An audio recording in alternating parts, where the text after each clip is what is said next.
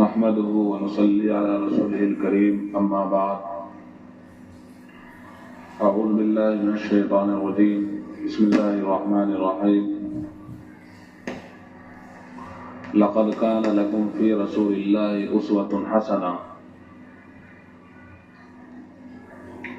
صدق الله العظيم۔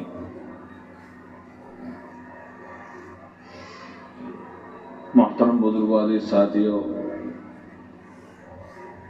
اللہ تعالیٰ کے خصوصی احسانات میں سے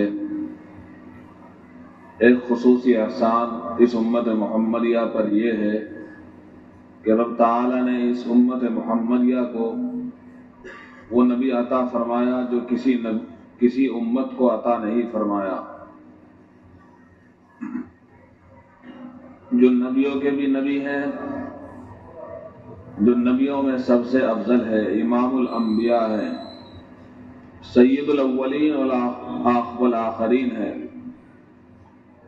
تو آپ علیہ الصلوۃ والسلام جیسے نبی ہم سب کو عطا کیے گئے، یہ سب سے بڑا احسان ہم سب کے اوپر ہے۔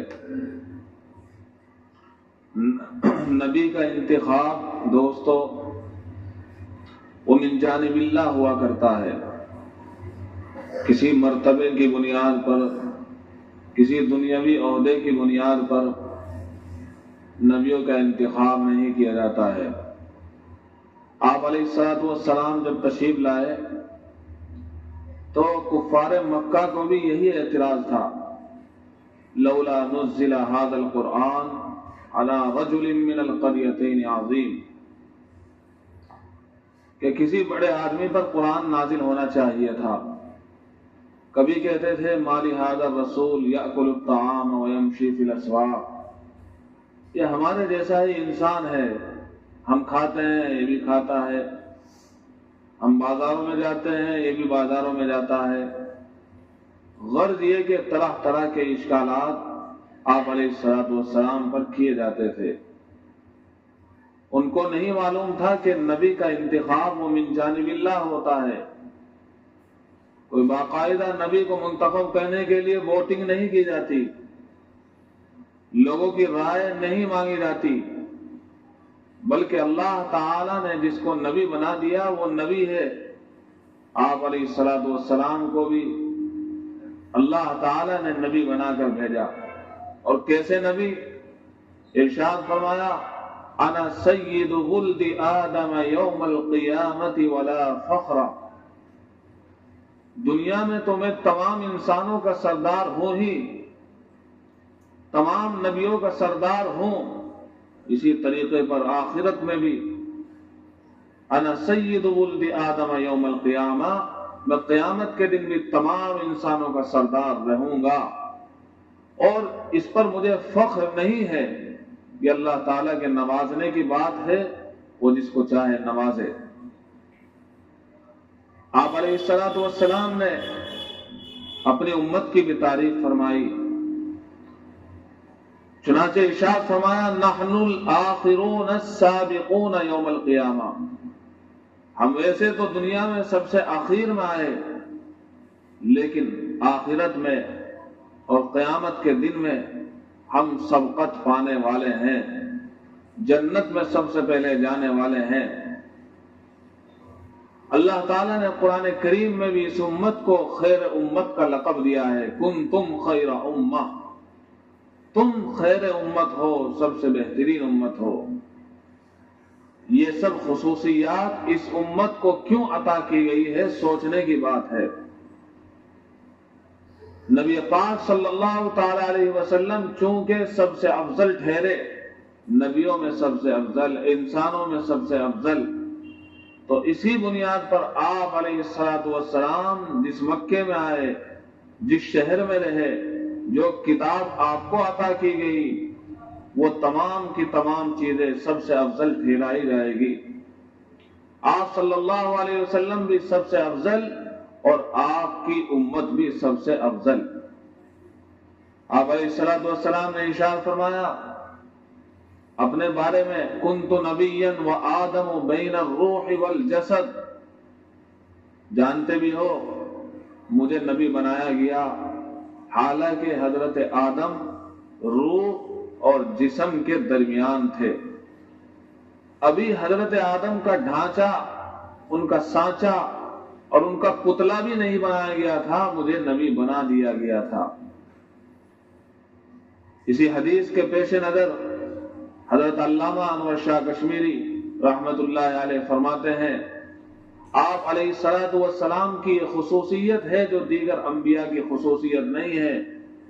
دیگر انبیاء بعثت کے بعد نبی تسلیم کیے گئے، لیکن آپ علیہ الصلوۃ والسلام وہ ہیں کہ آپ علیہ الصلوۃ والسلام ابھی دنیا میں بھی نہیں آئے، اللہ تعالیٰ کے یہاں مقرر ہو گیا کہ یہ نبی ہے. حتیٰ کہ حضرت آدم بھی ابھی دنیا میں نہیں آئے، آپ اللہ تعالیٰ نے آپ علیہ الصلوۃ والسلام کو نبی مقرر فرما دیا. خود ارشاد فرمایا کنت نبیا وآدم بین الروح والجسد. ابھی حضرت آدم کا پتلا بھی نہیں ہوا تھا کہ اللہ تعالیٰ نے آپ علیہ الصلوۃ والسلام کی نبوت کو ظاہر فرما دیا.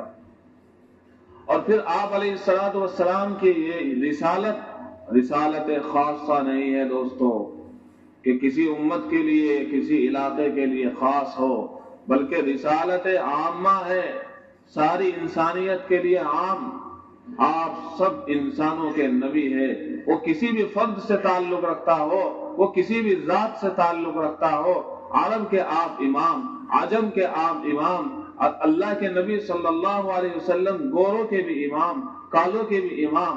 آپ علیہ الصلوۃ والسلام سارے انسانوں کے نبی ہیں. اور آپ علیہ الصلوۃ والسلام کو یہ خصوصیت عطا کی گئی، ارشاد فرمایا انا خاتم النبیین لا نبی بعدی. میں سارے نبیوں میں سب سے اخیر میں آنے والا ہوں، لیکن ارشاد فرمایا میں نبیوں میں سب سے اخیر میں آنے والا ہوں، میرے بعد اب کوئی نبی آنے والا نہیں ہے. اللہ تعالیٰ نے نبوت کا دروازہ آپ علیہ الصلوۃ والسلام پر بند فرما دیا ہے. آپ علیہ الصلوۃ والسلام نے باقاعدہ اس کی مثال بھی دی کہ اس کی مثال ایسی ہے جیسے باقاعدہ ایک مکان بنا دیا گیا ہو، ایک محل تیار کر دیا گیا ہو، اس میں ابھی ایک اینٹ باقی ہو جو بالکل صاف دکھائی دے رہی ہو. فرمایا وہ اینٹ میں ہوں، میں نے اس مکان کو مکمل کر دیا ہے، اب میرے بعد کوئی نبی آنے والا نہیں ہے. اللہ کے نبی صلی اللہ تعالی علیہ وسلم نے اپنے بارے میں ارشاد فرمایا کہ قیامت کے دن لواء الحمد، حمد کا جھنڈا میرے ہاتھ میں ہوگا. اور آپ علیہ الصلوۃ والسلام کے جھنڈے تلے سارے نبی ہوگے، حتیٰ کہ حضرت آدم علی نبینا وعلیہ الصلوۃ والسلام بھی آپ کے جھنڈے تلے ہوگے. ارشاد فرمایا کہ سب سے پہلے زمین جو کھلے گی وہ میرے لیے کھلے گی. سب سے پہلے آپ علیہ الصلوۃ والسلام اپنی قبر سے ظاہر ہوگے. آپ علیہ الصلوۃ والسلام سب سے پہلے جنت کا دروازہ کھٹکھٹائیں گے، اس لیے کہ آپ علیہ الصلوۃ والسلام ہی کے لیے سب سے پہلے جنت کھولی جائے گی. اس سے پہلے کسی کو پرمیشن اور کسی کو اجازت نہیں ہوگی کہ وہ باب جنت کو کھٹکھٹا سکے اور اس میں داخل ہو سکے. آپ علیہ الصلوۃ والسلام باب جنت کو کھٹکھٹائیں گے، اندر سے آواز آئے گی من، کون؟ آپ فرمائیں گے انا محمد، میں ہوں محمد. تو فرشتہ کہے گا جی ہاں تشریف لائیے، آپ ہی کے لیے ہمیں بتایا گیا تھا. تو آپ علیہ الصلوۃ والسلام کے لیے سب سے پہلے سارا کام کیا جا رہا ہے. آپ کی قبر سب سے پہلے کھولی جا رہی ہے، قیامت کے دن سب سے پہلے کھڑا کیا جا رہا ہے، اور آپ علیہ الصلوۃ والسلام کو جنت میں بھی سب سے پہلے داخل. ایک صحابی کا ایک پیارا سا سوال ہے، آپ بھی اس کو سنیں، اور گویا کہ وہ ہم سب کا سوال ہے. اللہ تعالیٰ کروڑوں رحمتیں نازل فرمائے صحابہ کی قبروں پر، اور اللہ ان سے راضی ہو کہ انہوں نے ایسے ایسے سوالات کیے ہیں جو واقعتاً امت کے لیے فائدہ مند ثابت ہو رہے ہیں. قیامت تک وہ سوال ہمیں فائدہ. چنانچہ صحابی رسول کہتے ہیں کہ آپ علیہ الصلوۃ والسلام کی خدمت میں ایک صحابی آئے، ارشاد فرمایا اللہ کے نبی قیامت کے دن کہاں تلاش کروں گا آپ کو میں کہاں تلاش کروں گا؟ واقعتاً ان کو آپ علیہ الصلوۃ والسلام سے محبت تھی، اس بنیاد پر یہ سوالات کیے جاتے تھے، ان کا دل نہیں لگتا تھا. آپ کو میں کہاں تلاش کروں گا؟ آپ علیہ السلام نے ارشاد فرمایا پل صراط پر تلاش کرنا، میں پل صراط پر ملوں گا جہاں جہنمی کٹ کٹ کر جہنم میں گر رہے ہوگے، اور میں اپنے اللہ سے دعا کر رہا ہوں گا اللہم سلم اللہم سلم، اے اللہ سلامتی کے ساتھ گزار دیجئے، میری امت کو سلامتی کے ساتھ گزار دیجئے، تو میں پل صراط پر ملوں گا۔ اگر میں وہاں بھی ڈھونڈنے کے باوجود تمہیں نہ مل سکا پھر کہاں ڈھونڈو گے؟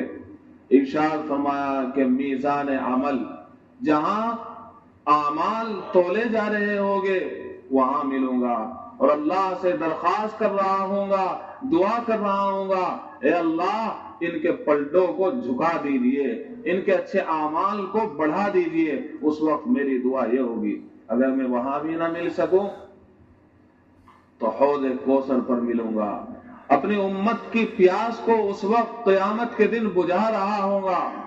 ہائے ہائے کیسا نبی ہم سب کو عطا کیا گیا، امت کی فکر، کتنی فکر، آپ خود اندازہ لگائیے۔ آپ علیہ السلام کے لیے تو دروازہ جنت کا کھل گیا ہے، سب سے پہلے آپ کو پرمیشن مل گئی ہے، آپ جنت میں جا کر آرام کر سکتے ہیں۔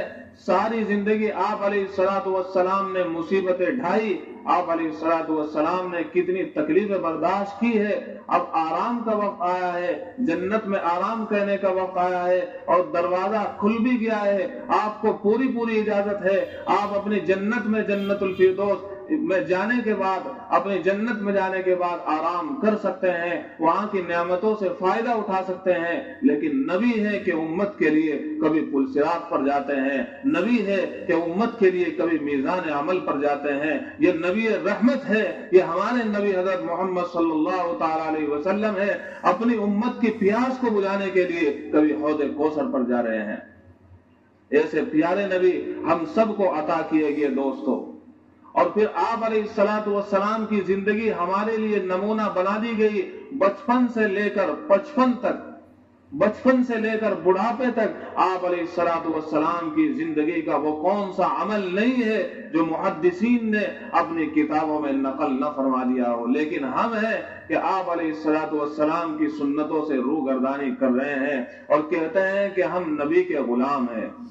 غلام تو وہ ہوتا ہے جو امام کی باتوں کو تسلیم کرتا ہے۔ ہم سب کے امام سید الانبیاء والآخرین حضرت محمد رسول اللہ صلی اللہ تعالی علیہ وسلم ہے۔ ارے ہم کیسے غلام ہیں، اپنے آپ کو کہتے ہیں کہ ہم نبی کے غلام ہیں، لیکن ان کی باتوں کو تسلیم کرنے کے لیے، ان کی باتوں کو ماننے کے لیے تیار نہیں ہے۔ آپ علیہ السلام مکہ میں محکوم تھے، حاکم نہیں تھے۔ اس وقت آپ کی زندگی کیسی تھی؟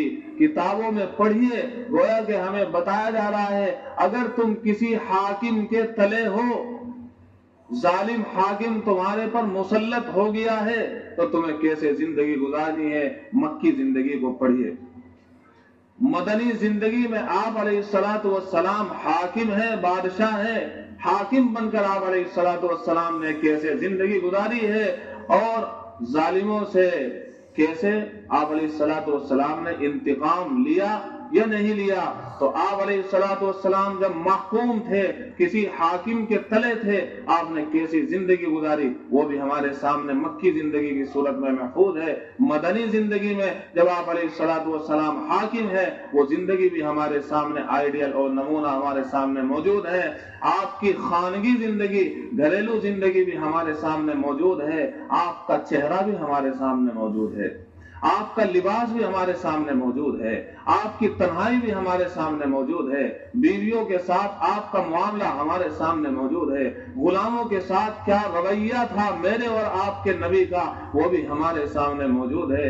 آپ علیہ السلام کا کھانا، ان کا پینا، ان کا بیٹھنا، ان کا چلنا، حتیٰ کہ پاخانے میں جانا، حتیٰ کہ بیت الخلاء سے نکلنا، آپ علیہ السلام کا بازاروں میں جانا، آپ علیہ السلام کا تجارت کرنا، آپ علیہ السلام کا امت کو تعلیم دینا، آپ علیہ السلام کا خطاب کرنا، تقریر کرنا، نماز پڑھنا، روزہ رکھنا، زکوٰۃ دینا، یہ ساری کی ساری زندگی کتابوں میں موجود ہے، کھلی ہوئی کتاب کی طرح ہمیں آئینہ نظر آ رہا ہے، لیکن ہم ہیں کہ نبی کی زندگی کو تسلیم کرنے کے لیے، اپنے اوپر لاگو کرنے کے لیے تیار نہیں ہے. اور قرآن پکار کر کے رہا ہے لقد کان لکم فی رسول اللہ اسوۃ حسنہ. کس کا چہرہ اپنا رہے ہو، کس کا لباس پہن رہے ہو، کس کی زندگی اپنا رہے ہو؟ تمہاری زندگی وہاں نہیں ہے، تمہاری زندگی نبی کی زندگی میں ہے اور وہیں کامیابی ہے. ہمیں چاہیے کہ ہم اپنے نبی کی زندگی کو اپنے اوپر لاگو کریں. اللہ تعالیٰ مجھے اور آپ کو پیارے نبی صلی اللہ تعالیٰ علیہ وسلم سے بے حد محبت نصیب فرمائے، ان کی اتباع نصیب فرمائے. وآخر دعوانا